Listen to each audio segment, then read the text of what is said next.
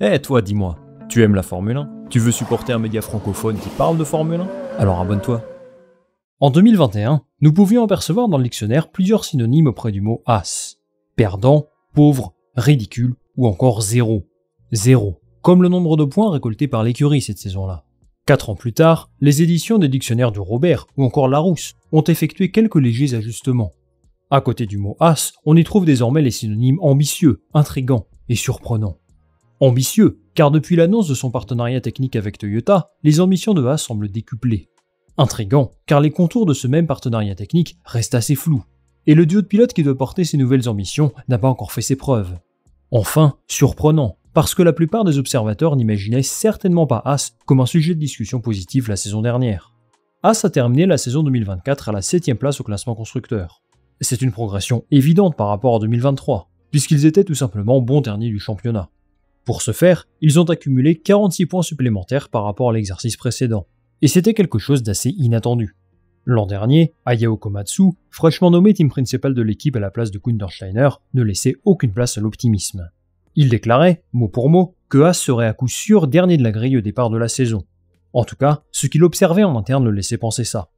Au final, leur début de saison était tout à fait correct, avec 5 points inscrits sur les 5 premiers Grands Prix, et quelques Q3 par-ci par-là. Mais surtout, Haas a réussi à progresser au fur et à mesure de l'année. En inscrivant des points 14 fois sur 24 Grands Prix, une moyenne haute pour une équipe de fond de grille, ils nous démontraient leur belle capacité de compréhension de la voiture. Alors que ce projet est une année 2025 serrée, peut-être la plus serrée de l'histoire selon Esteban Ocon, que doit-on attendre d'eux cette saison? Ce nouveau partenariat avec Toyota peut-il déjà leur donner de nouvelles ambitions? Enfin, quelles attentes doit-on avoir autour de ce duo, Ocon-Berman? Pour comprendre tout ça, il faut commencer par dire que si la saison 2024 de Haas a été plus que satisfaisante, il y a certainement une petite pointe de déception. La 6ème place et les millions de dollars supplémentaires qui vont avec leur semblaient acquises. Mais c'était sans compter sur une performance phénoménale de Pierre Gasly et d'Esteban Ocon à Interlagos, qui grâce à ce double podium ont offert à Alpine ce classement totalement inespéré au départ de la saison. Du côté de Haas, on attribue souvent la perte de la 6ème place à cette performance d'Alpine sortie de nulle part, peut-être à juste titre.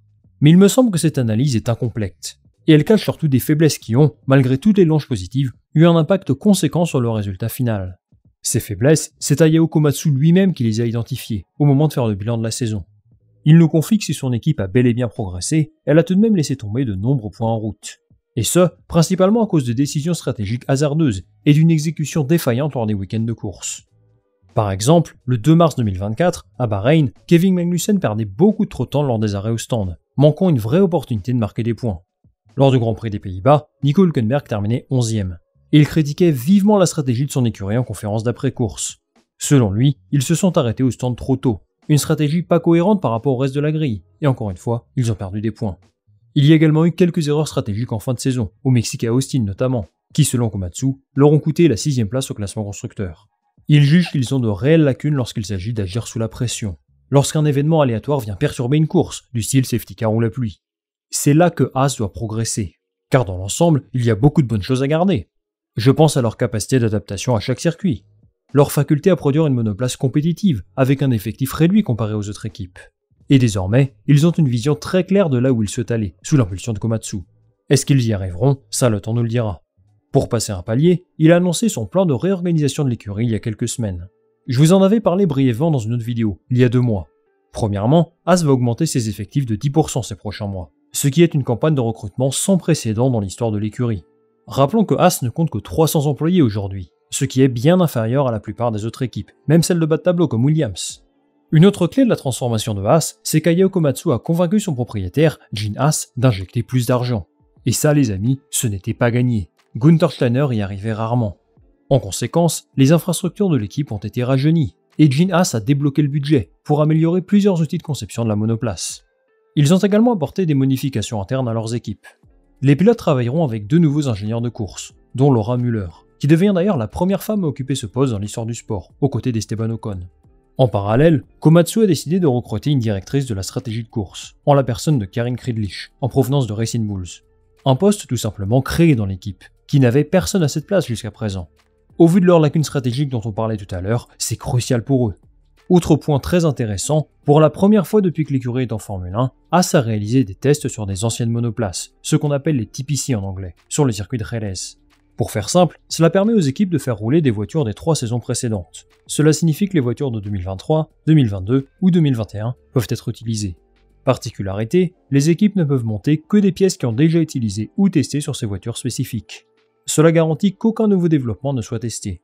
Chaque équipe a droit à un maximum de 20 jours de tests par an et 1000 km par pilote inscrit au championnat sont autorisés. Haas n'a pas coutume de participer à ces tests, pour une raison très simple. Ils sont pauvres. C'est l'équipe de F1 avec le moins de budget. Et organiser ce genre d'événement est un vrai poids économique. Cela génère des coûts de maintenance, de logistique, de personnel, et Haas n'avait jusqu'à présent pas les moyens de faire ça. Mais en 2025, c'est désormais possible, et ça intervient à un point nommé. Esteban Ocon et Oli Berman ont une expérience limitée avec la voiture, plus importante pour Berman bien sûr, mais chaque minute passée avec cette équipe et cet équipement est extrêmement précieuse. Tout cela est permis par leur nouveau partenariat technique avec Toyota, sans qui ces tests n'auraient jamais pu avoir lieu. Ils vont surtout les accompagner au niveau du développement aérodynamique, et aussi sur la fabrication d'éléments en fibre de carbone. Il y aura aussi une incorporation d'un personnel technique en provenance de Toyota, et un vrai partage de leur savoir-faire, acquis dans d'autres disciplines automobiles. En retour, Haas offre à Toyota une plateforme pour tester et développer ses compétences dans le domaine de la F1. On a notamment vu le pilote de F2, Ritomo Miyata, au volant de la voiture de 2023 lors de ces tests. On aperçoit donc pour la première fois un apport réel et concret de Toyota chez Haas. Et sur le long terme, le futur semble prometteur. Au-delà du soutien technique déjà en place cette saison, Toyota va les accompagner dans le développement d'un simulateur flambant neuf, et aussi leur donner accès à leur soufflerie en Allemagne. Enfin, ils participeront activement à la modernisation de leurs usines. Cela va permettre à Haas de s'affirmer un peu plus dans leur développement, eux qui sont fondamentalement très dépendants de Ferrari. En 2025, Ferrari a annoncé vouloir changer radicalement la façon de concevoir leur voiture. Une trajectoire qu'Ayao Komatsu ne souhaite pas suivre, malgré le fait qu'ils achètent beaucoup de leurs pièces, comme la suspension arrière ou la boîte de vitesse. Ils préfèrent suivre leur propre direction de développement, similaire à celle de 2024, privilégiant consolider une méthode qui a bien fonctionné l'an dernier.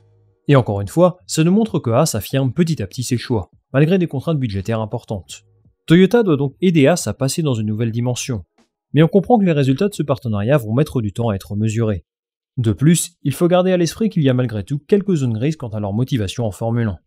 Est-ce qu'ils souhaitent sur le long terme s'engager encore davantage dans la discipline en développant un groupe moteur par exemple? Si l'expérience avec Haas se déroule bien, est-ce qu'ils auront envie de racheter une équipe à un moment donné? Ça n'a pas l'air d'être la volonté du moment. Mais ils ont une participation entre guillemets non officielle en Formule 1, qui est plutôt conséquente, et c'est une possibilité. Et si ça arrive, eh bien je ne suis pas sûr que ça se produise nécessairement du côté de Haas. Par exemple, ces dernières semaines, on a vu un rapprochement entre Alpine et Toyota, à travers la signature de Ryo Hirakawa, comme pilote de réserve. De là à dire qu'ils rachèteront Alpine, on en est vraiment très loin. Mais c'est quelque chose qu'il faudra prendre en compte ces prochains mois. Quoi qu'il en soit, en l'espace d'un an, Haas a réussi à construire quelque chose de costaud. Le partenariat avec Toyota est un tournant stratégique. Et ce que met en place Ayao Komatsu jusqu'à présent est plus que prometteur. Maintenant, le plus compliqué en Formule 1, c'est de confirmer la progression. L'apport de Toyota est conséquent, mais cela va mettre plusieurs années avant que tout se ficelle de la bonne façon. Pour débuter cette nouvelle ère, Haas va pouvoir compter sur un nouveau duo cette saison, puisqu'Esteban Ocon et Oli Berman prennent la relève de Kevin Magnussen et Nico Hülkenberg. Un rafraîchissement nécessaire pour Ayao Komatsu, qui va travailler avec des pilotes qu'il a choisis lui-même cette fois-ci. Si le développement de la voiture suit, je pense que la gestion de cette relation sera l'une des clés du succès de Haas. Oli Berman est jeune, talentueux, mais il a beaucoup de choses à prouver en Formule 1. Sa saison de F2 2024 est décevante, mais il a eu l'opportunité de rouler en Formule 1 à 3 reprises, et il a laissé une bonne impression générale. Berman est prometteur et connaît bien l'équipe. Cependant, il a une marge d'apprentissage énorme. Il n'a que 19 ans, va commettre des erreurs au cours de la saison, et il fait face à un coéquipier qui a une expérience en F1 bien plus significative. Esteban Ocon lui semble être un match parfait pour cette équipe. Il est jeune, mais expérimenté. Il connaît très bien tous les jeux du midfield. Il a remporté un grand prix. Et passer dans un environnement comme celui de Haas va certainement lui faire du bien. On verra là-bas ses capacités d'adaptation. Mais vu son éthique de travail et sa motivation, je pense que son intégration va bien se passer. Haas présente un line-up expérimenté d'un côté et prometteur de l'autre. Et ça peut créer une excellente dynamique sur le papier. Mais ce genre de duo nécessite une gestion particulière. Esteban Ocon a eu des problèmes avec tous les coéquipiers qu'il a affrontés. Il a un style de conduite agressif, qui fait sa force parfois. Mais il y a eu des moments très tendus avec Fernando Alonso ou Sergio Pérez. Même avec Pierre Gasly l'an dernier, c'était très chaud parfois. Souvenez-vous à Monaco. Oui, Ocon n'est pas un pilote qui se laisse marcher dessus par ses coéquipiers. Mais malgré les quelques tensions avec Gasly, je trouve que ça s'est relativement bien passé ces 2 dernières saisons. Quant à Oli Berman, eh bien il a tout à prouver en Formule 1. Et pour viser un siège chez Ferrari d'ici à quelques années, il devra montrer à Fred Vasseur qu'il a les épaules pour monter à l'étage supérieur. Ça passe par un duel serré avec Ocon, et sur le long terme, qu'il le batte bien entendu. Tout ça peut générer pas mal de tensions, et Haas devra mettre en place une culture de travail très spécifique pour que tout se passe bien. Cela signifie donner des consignes claires, avoir une communication ouverte avec les pilotes, résoudre les conflits s'il y en a, le tout dans l'optique d'obtenir les meilleurs résultats pour le collectif. 2025 s'annonce donc comme une saison passionnante pour Haas, et un bel objectif pour eux cette saison, ce serait de décrocher le premier podium de leur histoire. Il y a du boulot, mais c'est tout ce qu'on leur souhaite. Merci les amis d'être restés jusqu'au bout de cette vidéo, j'espère que celle-ci vous a plu. J'aimerais avoir en commentaire votre ressenti sur cette équipe. Est-ce que vous pensez que Haas va faire encore mieux que la saison dernière? Ou alors est-ce que vous vous attendez à une régression? Moi je lirai tout ça attentivement. Avant de se quitter bien sûr, pensez à liker cette vidéo, à la partager autour de vous, et surtout à vous abonner pour le référencement et la visibilité. C'est extrêmement important pour moi. On va se retrouver très vite pour une nouvelle vidéo. Salut, à la prochaine.